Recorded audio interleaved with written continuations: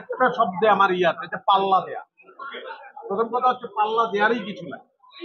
আমার কাছে মনে হয় এটা সরব আহমেদ জীবনেই ভালো বলতে পারবে যে তার সিনেমা আমি যদি কখনো বানাই সেটা আমার সিনেমা আমার মতো বানাবো। পাল্লা দেওয়ার কিছু নেই। কোনো সিনেমা দর্শক অনেক দেখলো, পৃথিবীতে এমন অনেক সিনেমাই হয়েছে যে সিনেমা দর্শক অল্প দেখেছে, কিন্তু তারপরে সেই সিনেমা অবিস্মরণীয় হয়ে আছে।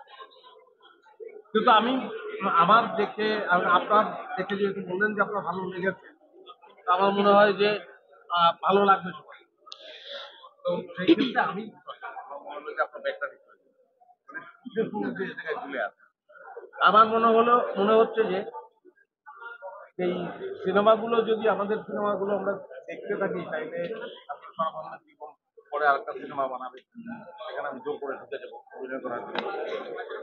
আমি অভিনয়টা করতে চাই এবং সেই অনুকূল পরিবেশটা চাই, এবং শুধুমাত্র চক্কর না, বাকি যেসব সিনেমা মুক্তি পেয়েছে সকল সিনেমাই দর্শক দেখুন, সেটা আসলে আমি। আমার এর আগে অনেক কাজ হয়েছে এবং যতগুলো কাজ হয়েছে নাটকের ক্ষেত্রে সবগুলো কাজই ভীষণ ভালো ছিল।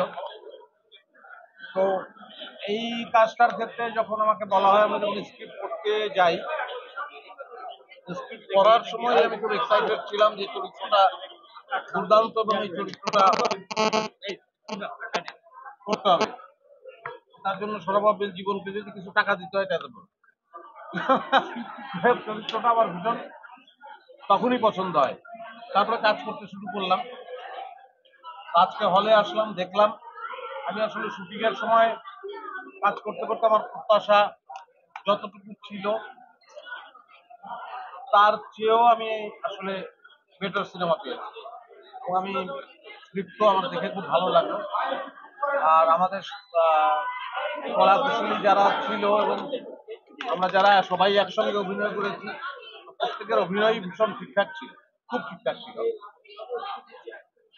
সবাইকে থ্যাঙ্কস দিতে চাই, ভাইয়া পরিচালককে, খসরু ভাইকে, ডিওপি খসরু ভাই কথা বলছি, অভিনয় যারা করেছি আমরা, আমি, রৌনক, তারিন, এবং সবাই অসাধারণ করেছে। এবং সিনেমাটা দেখে অনেকটাই আমাদের সিনেমাই মনে হয়েছে যে আমরা আমাদের মতো করে এটা রহস্য গল্প, একটা মার্ডার মিস্ট্রি দর্শক খুব উপভোগ করবে। এটা আজকে হলে দেখে বুঝলাম, যারা দেখলেন তারা সবাই উপভোগ করবে। আমার ইন্টারভিউ চেয়েও আমার কাছে মনে হয় যে যারা দেখলেন তাদের ইন্টারভিউটা খুব জরুরি। দেখার কারণ হচ্ছে যে সে আসলে এই সিনেমাটা নিয়ে সে অনেক ক্রেজি, আগেও ছিল, এখনো আছে, এবং তার প্রথম সিনেমা।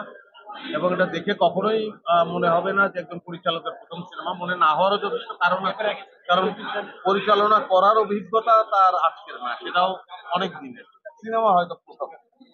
তো আমরা যেগুলোকে টেলিভিশন নাটক বলি সাধারণত, সেই টেলিভিশন নাটকগুলো আমরা সেই সময় অনেক কাজ করেছি যে এটাকেও একটা ছোট্ট সিনেমা ধরে নিয়েই আমরা কাজ করি। তো সেই অভিজ্ঞতা তো আগে থেকেই আছে। তো বেঁধে রাখার ব্যাপারটা আমি তো আসলে বাঁচতে চাই তাকে, আমি অনেককেই বাঁচতে চাই এরকম, যাদের সঙ্গে থাকে।